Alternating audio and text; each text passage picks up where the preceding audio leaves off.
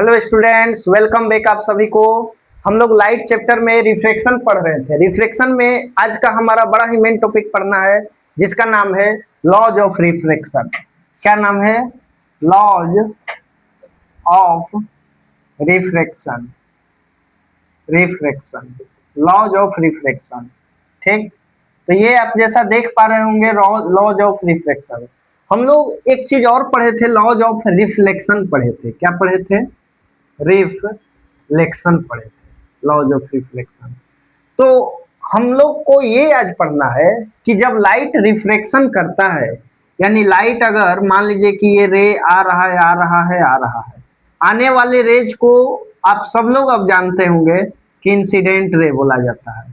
आने वाला जो रेज है वो क्या कहलाता है? Incident ray. ये लाइट रे आ रहा है जिसे हम लोग क्या नाम देंगे? Incident ray. क्या नाम देंगे? Incident raise. ठीक, ये नॉर्मल लाइन है। कौन सा लाइन है? नॉर्मल लाइन है। ठीक, ये एंगल जो है बन रहा है इसे बोला जाता है स्मॉल आई, यानी एंगल ऑफ इंसिडेंस। ये बातें हम लोग कर चुके हैं। ये आपका रेयरर मीडियम है, रेयरर मीडियम, रेयरर मीडियम। और ये नीचे में जो मीडियम है ये मान लिए कि हमारा डेंसर मीडियम है। ये सब के बारे में बात हो चुका है। जब लाइट रे रेयर से डेंसर में आता है तो नॉर्मल के तरफ क्या करेगा? बेंड कर जाएगा। देखिए, लाइट का जाने का ओरिजिनल पाथ यहाँ से था। ये डॉटेड जो आपको दिख रहा होगा, it is its original path. ये इसका ओरिजिनल पाथ है। ठीक, मतलब लाइट कुछ ऐसे जाना चाहिए था, बट वो क्या हुआ? बेंड कर गया। किधर बेंड किया? तो नॉर्मल की तरफ गया, यानी टुवर्ड्स द नॉर्मल। यानी ये बात तो हम लोग जान गए कि रेयर से डेंसर में अगर कोई चीज लाइट आता है तो वो टुवर्ड्स नॉर्मल बेंड कर जाता है। ठीक, रेयर से डेंसर में आएगा तो टुवर्ड्स नॉर्मल। अब हम लोग को ये पढ़ना है इसमें कि ये जो एंगल बना ये स्मॉल आर यानी एंगल ऑफ रिफ्लेक्शन। तो जब भी लाइट का रिफ्लेक्शन होता है, यानी लाइट अगर जब भी रिफ्लेक्ट करता है, जब भी एक मीडियम से दूसरे मीडियम में जाता है तो कुछ रूल को फॉलो करता है, और वही रूल को हम लोग को पढ़ना है। मतलब टोटल 2 रूल हमें पढ़ना है। नंबर वन, नंबर वन यानी लॉज ऑफ रिफ्लेक्शन। रिफ्लेक्शन क्या है कि लाइट जब भी रिफ्लेक्शन करेगा, एक मीडियम से दूसरे मीडियम में जाएगा तो 2 रूल को फॉलो करेगा। विदाउट 2 रूल फॉलो किए वो रिफ्लेक्शन कर ही नहीं सकता है। पहला रूल क्या है, पहले हम इसे समझते हैं फिर इसको नोट कर लेंगे। देखिए, फर्स्ट रूल हमारा क्या है कि ये इंसिडेंट रे, ध्यान दीजिएगा, ये जो इंसिडेंट रे हम बनाए हैं और ये जो रेज है रिफ्लेक्टेड रे के नाम से जाना जाता है।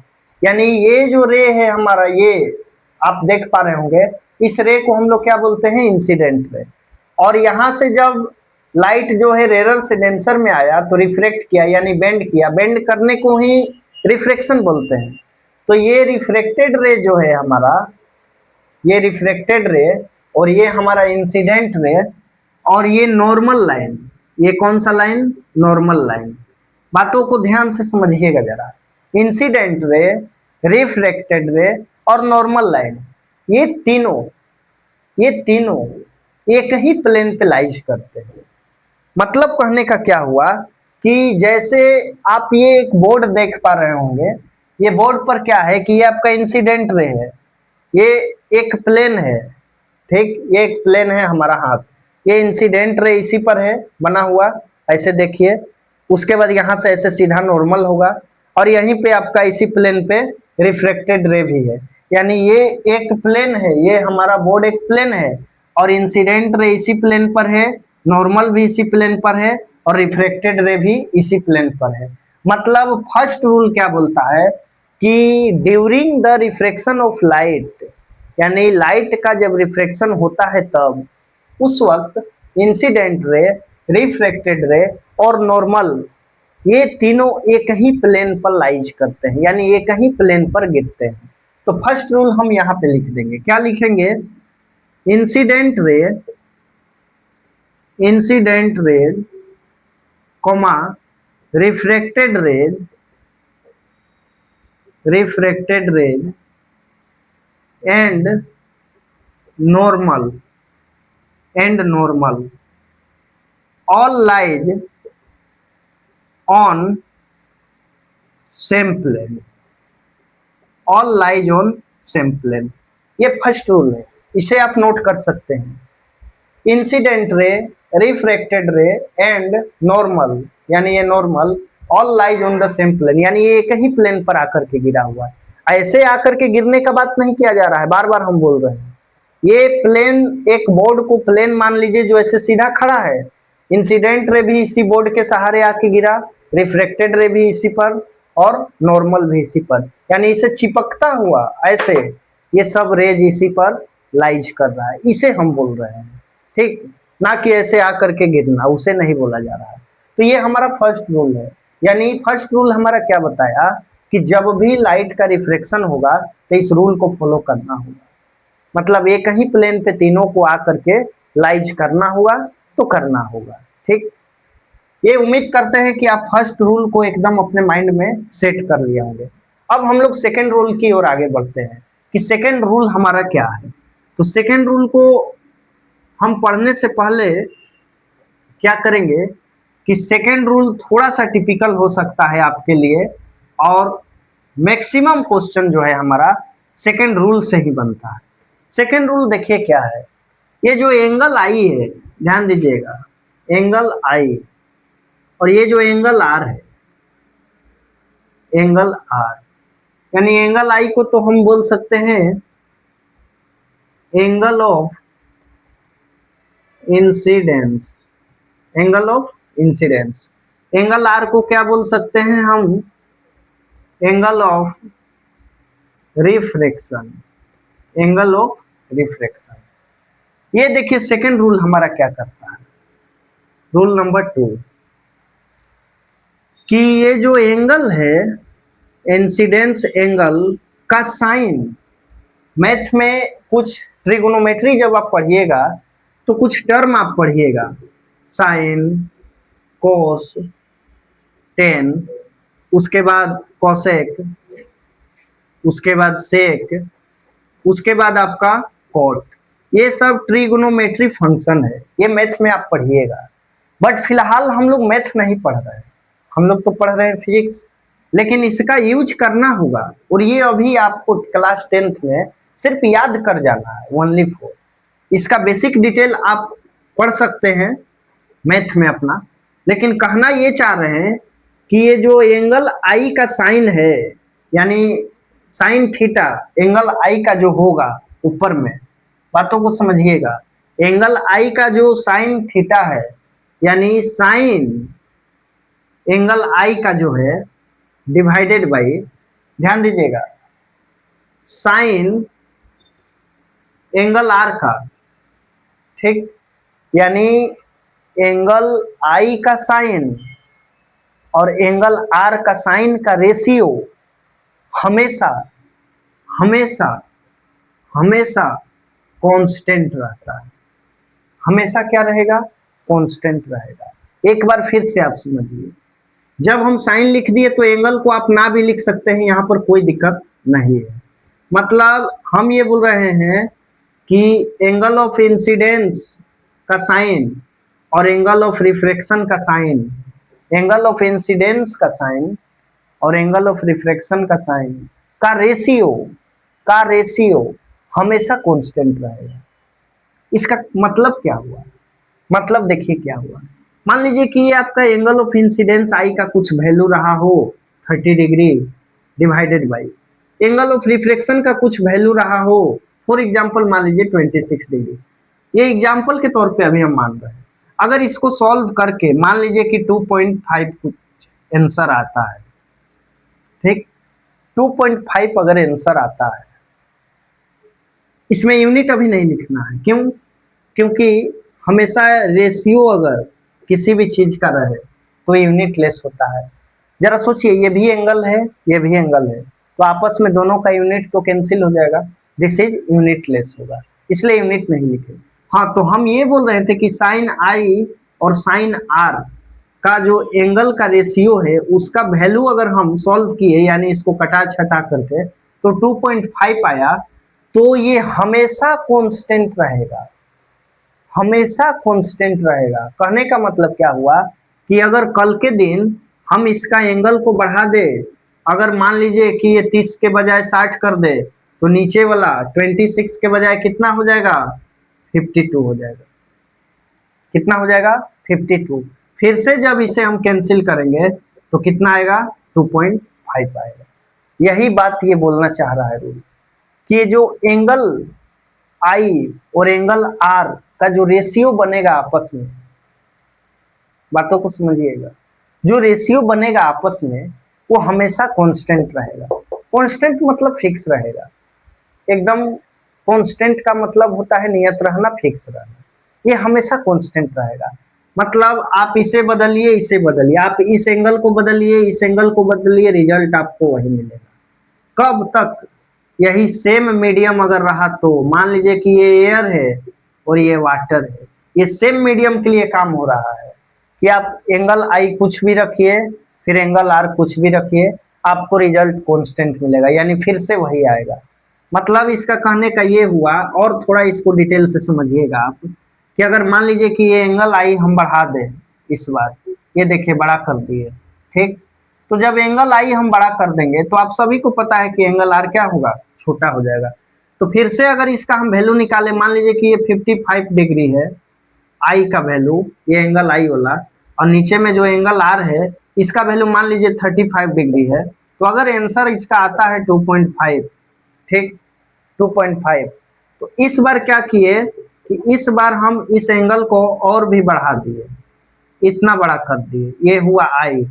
तो जब इससे इतना बड़ा कर दिए तो इस बार और छोटा हो गया ये, यानी अगर मान लीजिए इस बार हम 65 डिग्री लिखे तो नीचे में 35 के बजाय 25 डिग्री लिखे, फिर से कैंसिल किए तो कितना आया, 2.5 आया, 2.5 आया।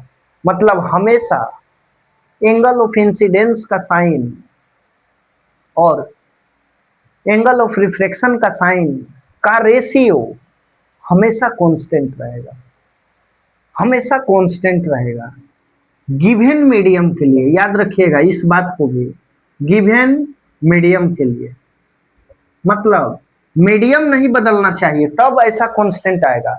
आप हवा ले लिए और पानी ले लिए, उसमें लाइट को रिफ्लेक्शन कराए, आप रिफ्लेक्शन कराए पूरा एंगल बदल बदल कर, आई का कुछ वैल्यू रखे, आर का कुछ वैल्यू रखे, आपको रिजल्ट मिला इतना। फिर अभी हवा और पानी ही है, मीडियम आपका सेम है, मीडियम नहीं बदला है, ठीक, फिर से एंगल आई को और बढ़ाएं तो फिर एंगल आर कुछ और आया, फिर से दोनों को डिवाइड देंगे तो फिर से 2.5 आएगा। मतलब angle of incidence, angle of reflection का साइन का रेशियो, ये साइन वर्ड पे आप ज्यादा कंफ्यूज मत होइएगा, सिर्फ इसे याद अभी रख लीजिए। कुछ चीजें ऐसा होता है जिसका इंतजार करना पड़ता है कुछ समय के लिए। एंगल आई एंगल आर का साइन का रेशियो हमेशा कांस्टेंट रहेगा, अगर सेम मीडियम में हम कर करके रिजल्ट देख रहे हैं तो। अगर जैसे ही मीडियम बदले, हवा के जगह ले लिए, आपका मान लीजिए वैक्यूम रख लिए और वाटर के जगह ग्लास रख लिए, तो फिर कांस्टेंट नहीं रहेगा, फिर क्या होगा, चेंज हो जाएगा, ये वैल्यू क्या हो जाएगा, चेंज हो जाएगा। उम्मीद करते हैं कि ये बात आपको क्लियर होगा, क्योंकि सबसे ज्यादा बच्चों को प्रॉब्लम इसमें आता है, इस बात को भी ध्यान रखिएगा। Angle of incidence divided by angle of reflection का साइन का जो रेशियो आएगा हमेशा कांस्टेंट रहेगा। आप फिर से बदलिए, फिर ये बदलेगा, दोनों को डिवाइड दीजिए उतना ही आएगा, फिर एंगल और आई को बड़ा कीजिए, फिर एंगल आर कुछ आएगा आपका, फिर से दोनों को डिवाइड दीजिए, आंसर वही मिलेगा। कब तक, जब तक कि मीडियम सेम रहे तब तक। और दूसरा बात इसमें, कब तक, जब तक कि लाइट का वेवलेंथ सेम रहना चाहिए, यानी लाइट का वेवलेंथ भी नहीं बदलना चाहिए, तब ये रिजल्ट सेम मिलेगा। वेवलेंथ लाइट का बदलने का मतलब, सब लाइट का अपना अपना वेवलेंथ होता है, ठीक, रेड कलर का कुछ और वेवलेंथ है, ग्रीन का कुछ और वेवलेंथ है, तो सबका अपना अपना होता है, इस बातों को ध्यान दीजिएगा। मतलब इसमें क्या हम कहना चाह रहे हैं कि अगर सेम लाइट रहा तो, मतलब रेड कलर से अगर हम रिफ्लेक्शन करा रहे हैं और मीडियम सेम है, तो आप एंगल बदलिए आई का आर का, आपको रिजल्ट वही मिलेगा। लेकिन जैसे ही कलर चेंज कर लिए, रेड से ग्रीन कर लिए या वायलेट कर लिए, तब आपका रिजल्ट क्या है, वो डिफर कर जाएगा, वो रिजल्ट क्या होगा आपका, बदल जाएगा। तो पहला लॉ हमारा क्या था कि इंसिडेंट रे, पहला तो इजी है आपका, इंसिडेंट रे, रिफ्रेक्टेड रे और normal all lies on the same plane, मतलब ये कहीं प्लेन पे आके गिरा हुआ है। ये प्लेन बोर्ड मान सकते हैं आप, ऐसे आया इंसिडेंट रे, इसी पे टच करते हुए आया, नॉर्मल इसी पे टच करते हुए बना है, और रिफ्रेक्टेड रे भी इसी को टच करते हुए, तो इसी को बोला जाता है कि सेम प्लेन पे ये लाइज कर गया है। ठीक, ये दूसरा रूल जो है इसे हम लोग यहाँ पर नोट कर लेंगे। सेकेंड रूल को समझ तो गए हैं, बट इसे थोड़ा सा नोट कर लेंगे, क्योंकि ये रूल आता है तो आता है, इस बात को भी ध्यान रखिएगा, एकदम कंफर्म है, आता है तो आता है। सेकेंड रूल हमारा क्या है कि the ratio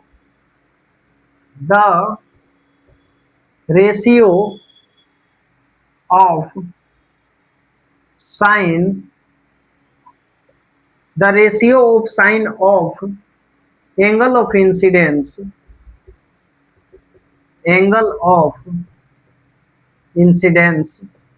is angle of incidence to the ratio of sine of angle of refraction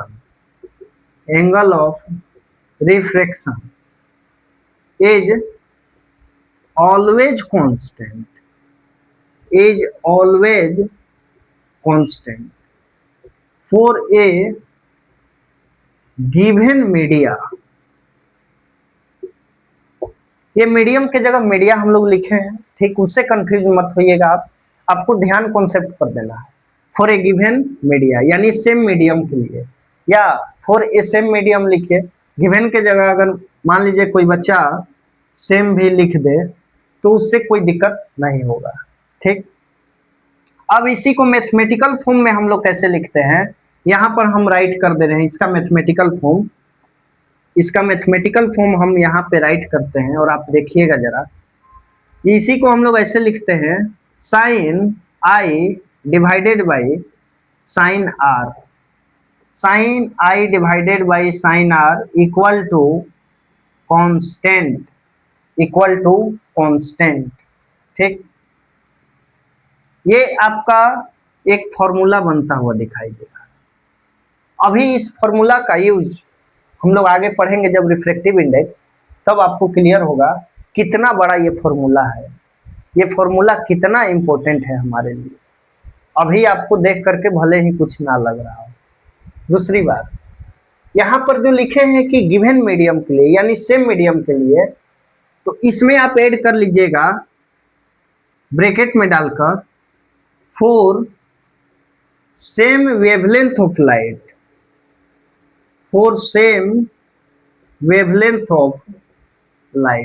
यानी सेम वेवलेंथ ऑफ लाइट के लिए भी ये अप्लाई है। यानी जब तक कि मीडियम ना बदले, जब तक कि लाइट का वेवलेंथ ना बदले, यानी अगर लाइट लिए हैं आप रेड कलर का, देखिए लाइट में भी मोनोक्रोमेटिक लाइट होता है, जैसे एक सिंगल कलर से लेकर के आप रिफ्लेक्शन करा रहे हैं, तो अगर लाइट जब तक ना बदले तब तक आपका कांस्टेंट वैल्यू आएगा। जब जब ये साइन आई साइन आर आप बदलते रहिए कितना भी, आपको रिजल्ट सेम मिलेगा। आप साइन आई साइन आर बदलते रहिए कितना भी, आपको रिजल्ट सेम मिलेगा। आप कितना भी बदल करके कुछ भी कर लीजिए, आपको रिजल्ट क्या मिलेगा, सेम मिलेगा। ठीक, दूसरी बात हम ये बोल रहे हैं कि ये आपका जो फॉर्मूला दिख रहा है sine i by sine r equal to constant, इसी कॉन्स्टेंट को और एक नाम से जाना जाता है, और जो एक बहुत फेमस साइंटिस्ट थे और उन्हीं के नाम पे ये नाम रखा गया, उन्हीं के नाम पर ये नाम रखा गया आपका स्नेल्स लॉ। ठीक, तो ये जो कांस्टेंट है, इस कांस्टेंट को हम लोग बोलेंगे रिफ्रैक्टिव इंडेक्स। क्या बोलेंगे, रिफ्रैक्टिव इंडेक्स। क्या बोलेंगे, रिफ्रैक्टिव इंडेक्स। ठीक, ध्यान दीजिएगा, ये कांस्टेंट का जो नाम है रिफ्रैक्टिव इंडेक्स नाम आया। अब इसी को हम लोग और भी एक नाम से जानते हैं, जैसे sine i by sine r equal to mu लिखेंगे, म्यू यानी mu is represent for refractive index. या तो आपके क्लास 10th में या बहुत सारे बुक में अभी क्या लिखा हुआ होगा, ऐसे लिखा हुआ होगा sine i by sine r equal to n, ये एन यानी रिफ्रैक्टिव इंडेक्स, यानी रिफ्रैक्टिव इंडेक्स। अब जरा सोचिए, ये जो अभी हम फॉर्मूला पढ़े sine i by sine r हमेशा कांस्टेंट रहेगा, ये दोनों का रेशियो का वैल्यू हमेशा कांस्टेंट रहेगा, यानी साइन आई का वैल्यू कोसाइन आर के वैल्यू से डिवाइड देंगे। अगर आंसर 4 आया तो फिर अगला जब हम एंगल ऑफ इंसिडेंस को बदलेंगे रिफ्लेक्शन भी बदलेगा, क्योंकि एंगल ऑफ इंसिडेंस मान लीजिए कि अभी ये है, अब मान लीजिए कि अब यहाँ तक कर दिए, तो कितना भी बदल ले हम फिर से आंसर क्या आएगा, 4 ही आएगा, दोनों को डिवाइड देकर। ये इस रूल का कहने का मतलब है आपका, फिर से आंसर कितना आएगा, 4 आएगा। कब तक, जब तक कि मीडियम सेम रहे तब तक। कब तक, जब तक कि लाइट का वेवलेंथ सेम रहे तब तक। दूसरी बात है, उसी को हम लोग मैथमेटिकल फॉर्म में sine i by sine r लिखे, जो कि कांस्टेंट रहता है तो कांस्टेंट लिख दिए। अब उसी को आगे बढ़ाएं, sine i by sine r equal to, इसी कांस्टेंट का नाम दिए रिफ्रैक्टिव इंडेक्स, इसी कांस्टेंट का नाम दिए रिफ्रैक्टिव इंडेक्स। इसके बारे में बात होगा अभी, ये एक टॉपिक ही है कि रिफ्रैक्टिव इंडेक्स क्या है, और इस पे न्यूमेरिकल भी हम लोग करेंगे। ठीक, मतलब समझिए कि इस चैप्टर का हम लोग रीढ़ के हड्डी तक आ गए हैं। यहाँ से क्वेश्चन बहुत पुश होकर के बनेगा, थोड़ा मोड़ा नहीं, बहुत ज्यादा। वो मिरर से भले ना बने, कम बने, वो मंजूर है, बट इधर से बनेगा तो बनेगा। दूसरी बात, ये रिफ्रैक्टिव इंडेक्स को म्यू से हम लोग रिप्रेजेंट करते हैं, और इसी को आप ऐसे एन से रिप्रेजेंट कर सकते हैं। अब यही जो फॉर्मूला आपको दिख रहा है, ये जो फॉर्मूला आपको दिख रहा है, इसी का नाम है स्नेल्स लॉ, इसी का नाम है स्नेल्स लॉ। यानी अगर आपसे बोला जाए कि स्नेल्स लॉ क्या है, आप आंख बंद करके इसको बोल दीजिए, क्या बोलिएगा कि the ratio of angle of sine i to the ratio of angle of sine r equal to constant. तो ये लॉज ऑफ रिफ्लेक्शन का दूसरा रूल है या स्नेल्स लॉ, तो दोनों है। यानी स्नेल्स लॉ हमारा क्या बताया था, sine i by sine r equal to constant, sine i by sine r equal to refractive index, sine i by sine r equal to mu. सब बातें एक ही चल रहा है अभी तक, sine i by sine r equal to, ये भी एन यानी रिफ्रैक्टिव इंडेक्स। ठीक, अब ये सब चारों को हम स्नेल्स लॉ ही बोलेंगे। यानी स्नेल्स एक साइंटिस्ट थे, वो इसे ऑब्जर्वेशन करके बताएं, इसलिए उनके नाम पर ये लॉ रखा गया जिसे हम बोलते हैं स्नेल्स लॉ। वो क्या ऑब्जर्व किए होंगे, वो एक सेम वेवलेंथ का लाइट लिए होंगे और मीडियम सेम रखे, फिर एंगल ऑफ इंसिडेंस बदले, आर बदले, दोनों को डिवाइड दिए, आंसर आया कुछ, फिर से बदले, फिर डिवाइड दिए, देखे कि आंसर सेम आ रहा है, फिर एंगल ऑफ इंसिडेंस का वैल्यू कुछ और रखे होंगे, एंगल ऑफ रिफ्लेक्शन का वैल्यू कुछ और रखे होंगे, फिर से दोनों का रेशियो किए तो फिर आंसर सेम आया। आई कब तक सेम आते रह गया, जब तक कि लाइट सेम रखे थे, यानी सेम कलर का लाइट रखे होंगे। दूसरा, जब तक मीडियम सेम रखे थे तब तक आया, जैसे ही मीडियम चेंज किए ये फिर बदल गया, कांस्टेंट नहीं रहा।